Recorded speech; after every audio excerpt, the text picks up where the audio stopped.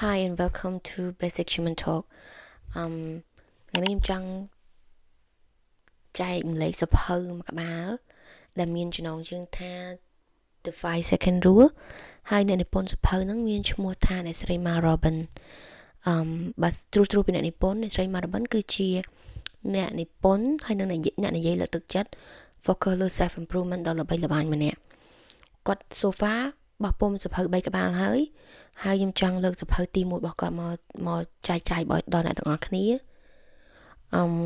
true bên này Nippon គាត់ដើមកណ្ដាលនៃការសរសេរសភៅហ្នឹងគឺអ្នកនិពន្ធកាលហ្នឹងគាត់អាយុ41ឆ្នាំហើយក្នុងវ័យ41ឆ្នាំហ្នឹងគាត់ជាពាក់អំណុលគេ$800,000ជាង$800,000ដោយសារអីដោយសារតែគ្រួសាររបស់គាត់បើកrestaurant ហើយខាតហើយត្រូវជាពាក់លុយពួកម៉ាក់មិត្តភ័ក្តិដែលចូលរួមក្នុងការបង្កើត restaurant ហ្នឹងអញ្ចឹងទៅពីអ្នកប្រពន្ធរបស់គាត់ហ្នឹងមានកូនដល់តែ3នាក់ហើយជាពាក់អំណុលគេជាង$80,000ទៀតហើយក្នុងពេលជាមួយគ្នានឹងដែរគាត់ក្នុងកលៈទេសៈមួយដែលគាត់ lost ខ្លួនឯងអត់ដឹងថាខ្លួនឯងចង់ធ្វើអីទោះបីជាពេលហ្នឹងគាត់គឺជាមេធាវីក៏ដោយអញ្ចឹងទៅតាំងពីអ្នកប្រពន្ធគឺទីមួយជាពាក់អំណុលគេច្រើនមានកូនតូច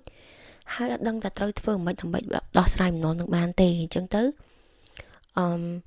រាល់ពេលព្រឹកឡើងគាត់មានការពិបាកខ្លាំងបំផុតគឺការងើបចេញពីក្រែនឹងឯងព្រោះក្នុងចិត្តគាត់ក៏គិតថាបើសិនជាកាលណាគាត់នៅលើក្រែហ្នឹងមានន័យថាគាត់អត់ត្រូវប្រឈមមុខជាមួយនឹងបញ្ហាទាំងអស់ហ្នឹងទេthe longer គាត់ stay នៅនឹងលើ bed គាត់នឹងមិនចាំបាច់ប្រឈមមុខនឹងបញ្ហាដែលគាត់កំពុងតែមានហ្នឹងទេហើយ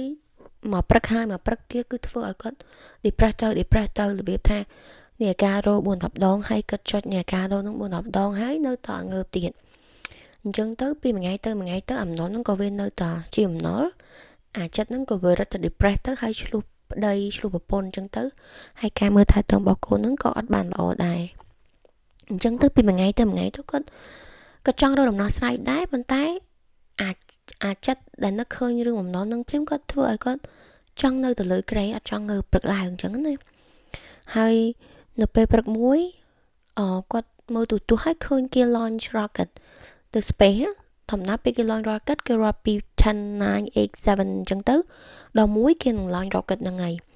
ពេលដែលគាត់មើលឃើញអាវីដេអូហ្នឹងគាត់ក៏គិតថា10វិនាទីដូចជាយូរបើសិនជាគាត់រាប់5 4 3 2 1ហើយ launch ខ្លួនគាត់ចេញពីលើក្រែវិញតើវាមិនវិញពីព្រោះបើសិនជា10 second វាយូរពេកគាត់នឹងនៅលើក្រែនឹងដែរលេហើយដល់ពេលស្អែកឡើងគាត់ក៏តាំងចិត្តចឹងហ្មងថា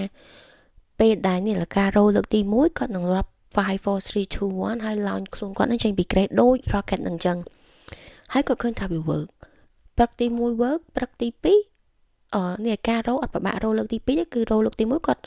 5 4 3 2 1គាត់ចេញពីលើក្រែនឹងបានហ្មងហើយដល់ពេលអញ្ចឹងទៅគាត់ក៏គិតថាបើសិនជារឿងអីរឿងតូចដែលគាត់កំពុងតែ stress ហ្នឹងគាត់ចាប់រាប់ថយក្រោយអញ្ចឹងទាំងអស់ឧទាហរណ៍ថាគាត់ចាប់មានអារម្មណ៍ថាងើបហើយគាត់រាប់5 4 3 2 1ហើយ launch ចេញពីលើក្រែហើយគាត់ទៅធ្វើអីទាំងទៅហើយពេលដែលគាត់មានអារម្មណ៍ថាចាប់តែខ្ជិលឬក៏ hesitate តែធ្វើអីមួយគាត់5 4 3 2 1គាត់ធ្វើរឿងហ្នឹងគាត់ចាប់apply 5 4 3 2 1ហ្នឹងទៅរឿងតូចទាំងអស់នៅក្នុងជីវិតរបស់គាត់រួមទាំងការលាងចានការចាប់ផ្ដើមថាគាត់មានអារម្មណ៍ថាភ័យឬបំណុលរឿងអីហ្នឹងគាត់ចាប់ផ្ដើម5 4 3 2 1ហើយដកដង្ហើមវែងហើយគាត់ចាប់ផ្ដើមសង្កេតថាវាប្រសើរហើយក៏ចាប់ផ្ដើមគឺអ្នកឯងគឺជាដើមកណ្ដាលនៃការសរសេរ5 second rule នឹងឯងគឺការ apply ថាបើសិនជាកណាយើងមានអារម្មណ៍ថា hesitate នឹងធ្វើអីមួយយើងមានអារម្មណ៍ថាភ័យដោយបងប្អូនបើសិនជាឡើងpresentation អីភ័យគឺយើងអាចរាប់5 4 3 2 1យើងធ្វើវាហើយយើងអត់សូវភ័យទេពីព្រោះតាមការស្រាវជ្រាវពេលដែលគាត់សរសេរសភៅនឹងឡើងបានឲ្យដឹងថាវា take តែ5 second ទេក្នុងអំឡុងពេលដែលយើងគិតថាយើងដឹងតែយើងចង់ធ្វើរឿងហ្នឹងហើយនឹងទៅធ្វើរឿងហ្នឹងមានចន្លោះ5 second ដែលយើងបកក្រោយឲ្យហ៊ានអត់ចង់ធ្វើអញ្ចឹងហើយបើសិនជាយើង hesitate យើងមានតែពេលតែ5 second ទេថាយើងនឹង back out យើងជប់ចង់ធ្វើរឿងហ្នឹងហ្មងហើយពេលអានសភៅនឹងចប់ខ្ញុំក៏ apply 5 4 3 2 1ហ្នឹងទៅរឿងតូចទាំងអស់នៅក្នុងជីវិតរបស់ខ្ញុំទាំងការងើបព្រឹកឡើងនេះការរោម្ដងគឺ 5 4 3 2 1យើងងើបចេញពីក្រេហើយនៅពេលដែលខ្ញុំមានអារម្មណ៍ថាstress ឬក៏ចាប់ផ្ដើម depress ចាប់ផ្ដើមគិតអីអត់ល្អខ្ញុំនឹងរាប់ថយក្រោយថា5 4 3 2 1ខ្ញុំអត់គិតពីអាហ្នឹងទេអញ្ចឹងទៅវា distract អា brain ហ្នឹងខួរក្បាលរបស់យើងវាអត់ចូលចិត្តការរំខានទេចឹងហើយពេលដែលយើងរំខានវាដល់ពេលយើងចាប់ផ្ដើមគិតរឿងដែលអត់ល្អហើយយើងរំខានវាដោយការរាប់5 4 3 2 1វាធ្វើឲ្យខួរក្បាលយើងភ្លេចគិតពីអារឿងមិនល្អហ្នឹងហើយបកត្រឡប់ទៅគិតរឿងដែលយើងចង់គិតវិញហើយខ្ញុំគិតថា5 second rule ហ្នឹងវា work ដោយសារតែវា simple ហើយវាអត់ញ៉ៃមានន័យថាវាអត់ចាំបាច់ត្រូវឲ្យយើងជាអ្នកណាមួយដើម្បីធ្វើរឿងនឹងបានទេមនុស្សគ្រប់គ្នាគឺអាច apply 5 second rule នឹងបានទាំងអស់ចឹងហើយបើសិនជាអ្នកទាំងអស់មានអារម្មណ៍ថាភ័យឬក៏មានអារម្មណ៍ថាចាប់ផ្ដើមគិតរឿងអត់ល្អសូម្បីតែការចង់សម្លាប់ខ្លួនឯងគឺរាប់ថយក្រោយ5 4 3 2 1ដកដង្ហើមឲ្យធំហើយប្រាប់ខ្លួនឯងថាយើងអត់គិតពីរឿងអត់ល្អហ្នឹងទេ